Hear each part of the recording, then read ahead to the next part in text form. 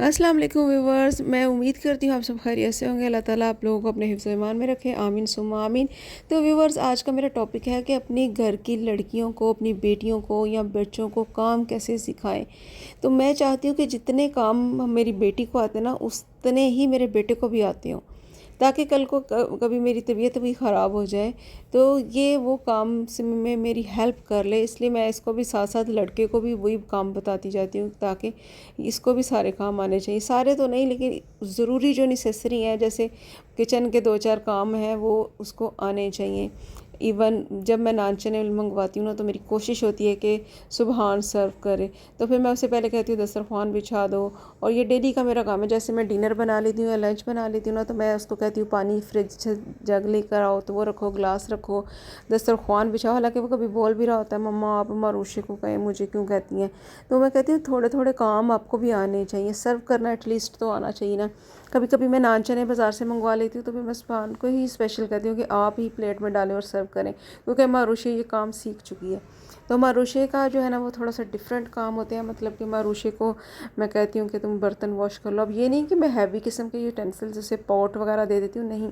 छोटी छोटी मतलब कि जो प्लेट्स होती हैं, ग्लास होते हैं, कप्स होते हैं, इस टाइप के मैं उसको दे देती हूँ, ताकि बड़े बर्तन अभी ये नहीं धो सकती, अभी बच्ची है। बच्ची माशाल्लाह मेरी तो इतनी हो गई है कि टीनेजर है दोनों, लेकिन फिर भी मेरी कोशिश होती है कि इसको इतना ज़्यादा बर्डन ना डाल दी जाए कि वैसे किचन में देख के बर्तन इतने सारे वापस आ जाए। तो आज मैंने इसको लगाया था, अपनी छोटी सी शर्ट इसकी उधड़ गई थी, अभी मैंने इसको रिसेंटली स्टिच किया था, पता नहीं ये पहन के सो गई क्या किया इसने, तो ये ना थोड़ी सी उधड़ गई थी। तो फिर मैंने सोचा कि क्यों ना मैं इसको इसी से सिलवाऊँ।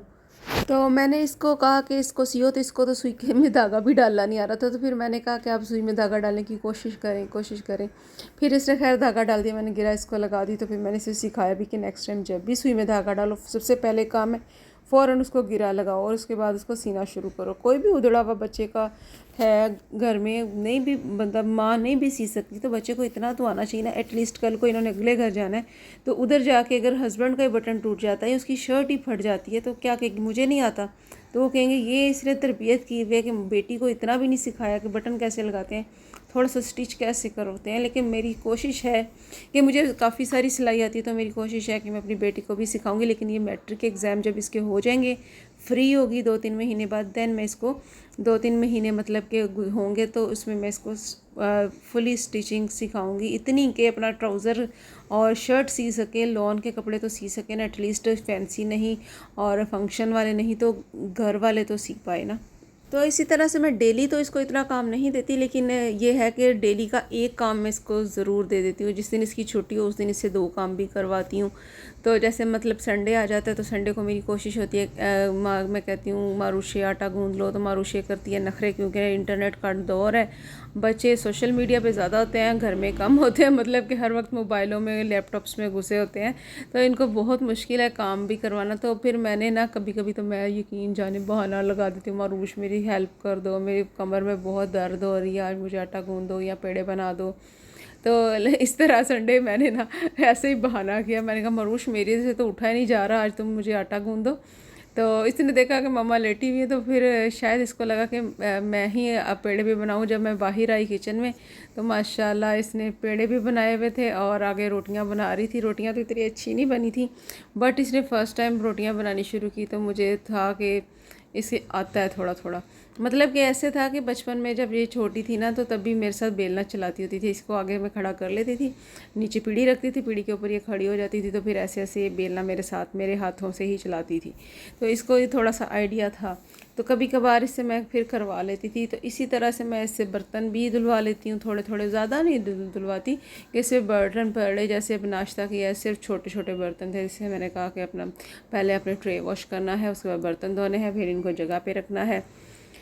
और इस तरह से फिर छोटे छोटे पैन भी इसको मैं देती हूँ धोने के लिए, ताकि इसको आदत पड़े कि इस तरह इस टाइप के बर्तन भी आते हैं। ये ज़रूरी नहीं सिर्फ प्लेट्स और ग्लास ही हो धोने के लिए। वैसे इनसे काम करवाना इतना आसान नहीं है आजकल के दौर में, क्योंकि बच्चे इतने, वो देखे सामने मोबाइल रखा हुआ है इसने, अभी भी कुछ देख रही थी, मेरे देखा है फ़ौरन इसने बंद कर दिया। और ये मेरे बेटे की हॉबी भी है काइट्स बनाना, बना के ना अपने फ्रेंड्स में दे देता है कि चलो आप लोग उड़ा लो, क्योंकि इसको परमिशन नहीं है आजकल उड़ाने की। एक बार हमारे यहाँ पुलिस आ गई थी तो उसके बाद से इसको परमिशन नहीं है, लेकिन इतनी हॉबीज़ की है ना, मतलब इसका तो बहुत दिल करता है। तो ये ज़रूर बना के अपने दोस्तों में बांट देता है, या कोई कह दे तो उसको भी बना देता है फ्री ऑफ कॉस्ट। तो ये देखें जी, मारूशी ने फ़र्स्ट रोटी बनाई, मैं देख के खुश हो गई, इतनी माशाल्लाह फूली फूली और अच्छी बनाई थी। और साथ ही फिर मैंने सालन गर्म करने रख दिया। तो मुझे खुशी भी हो रही थी कि फ़र्स्ट टाइम इसने रोटी बनाई है, लेकिन अगर एक इसने पता नहीं कैसे कैसे डाली, नेक्स्ट इससे डली नहीं, फिर बाकी मैंने इसकी हेल्प की। तो बाकी रोटियां फिर मैंने इसको ना सिखाई भी, और कैसे डालनी है तवे पे वो भी बताया। गाइस एक्सट्रीमली सॉरी, थोड़ा मेरा गला ख़राब है तो बीच में आवाज़ बिल्कुल ख़राब हो जाती है, तो उसके लिए एक्सट्रीमली सॉरी। ये इस वक्त मारूशे ना डिनर के लिए रोटी बना रही है। तो ये डिनर के लिए रोटी बना रही है, साथ साथ मैं इसको भी बता भी रही हूँ कि जैसे ही आप रोटी बना लो तो फ़ौरन सबसे पहले जो काम होता है ना, वेट टॉवल लेकर तो अच्छी तरह से शेल्फ़ साफ़ करनी है। और अच्छा, मैं प्रिकॉशंस भी इसको बताती रहती हूँ कि और जब भी शेल्फ़ पे हमने रोटी बनानी है या आटा गूंदना है, पहले शेल्फ़ को अच्छी तरह से साफ़ करो, देन उस पर ना रोटी बेलो। तो जैसे ये बना लेगी, फिर इसके बाद भी मैंने इसके कहती हूँ कि जब जैसे बना लो तो फ़ौरन इसको। और गाइस ये मैं बात कर रही हूँ टॉप काउंटर की, कि मुझे अच्छा नहीं लगता कि इस तरह खलारा डाला हुआ है और हम लोग डिनर करें, ऊपर से कोई आ जाए, क्योंकि मेरा ओपन किचन है, कोई भी आता है। और इस तरह फिर मैं एवरी टाइम मेरी कोशिश होती है साफ़ रखूँ, अच्छा रखूँ, ताकि देखने वाले को भी अच्छा लगे, कोई ये ना कहें कि फोहड़ बैठे हुए हैं यहाँ पर, तो ध्यान ही नहीं रखते। तो इस तरह मुझे ना एल शेप में, मेरा किचन भी छोटा ही है, तो मेरी कोशिश होती है कि साथ साथ बर्तन भी धुल जाएं, जैसे हमने डिनर किया साथ ही बर्तन धुल जाएं, जैसे हमने लंच किया फ़ौरन बर्तन धुल जाएं। ये भी मेरी कोशिश होती है। वो इसलिए कि ना, एक तो किचन छोटा है, बहुत ज़्यादा इधर मैं खलारा नहीं डालना चाहती। दूसरा है कि ओपन है सारा, तो फ्रंट पे ही जैसे सीढ़ियाँ चढ़ते हैं ऊपर आते हैं तो किचन ही नज़र आता है, तो उसमें भी खलारा पड़ा हो तो अच्छी लुक नहीं आती। तो मेरी कोशिश होती है एक तो साथ साथ बर्तन धुल जाए, साथ साथ सिमट जाए। और इसी तरह से फिर मैं फ़ौरन इसको कहती हूँ शेल्फ़ भी क्लीन कर लो। ये देखें माशाल्लाह भी क्लीन कर चुकी है, और डिनर लेकर ये अंदर जा रही है।